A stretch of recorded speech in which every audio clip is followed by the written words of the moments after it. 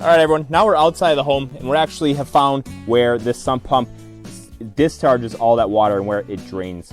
So in the fall, this sump pump hose was disconnected, and that's a good thing. The reason why you want to disconnect your hose in the fall is because if water sits in a dip in that hose, it's going to freeze.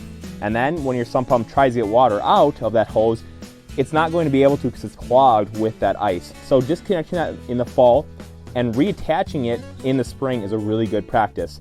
I can see right now the sump pump is working because it's actually all wet right around this area where that sump pump, all that water just came out from the tests that we ran. But once this starts running more frequently because of the spring thaw and it starts to rain, I'm going to attach that hose right away. Once the risk of that hose freezing, it goes away. So this is a really simple thing that you can do to help your home not flood. Again, it kind of comes down to 3 steps. Number 1, having a really good gutter system. 2, having a really good landscape setup to drain water. And 3, testing that sump pump on a regular basis is a really good idea. If you ever have any questions about the routine maintenance in your home, give us a call.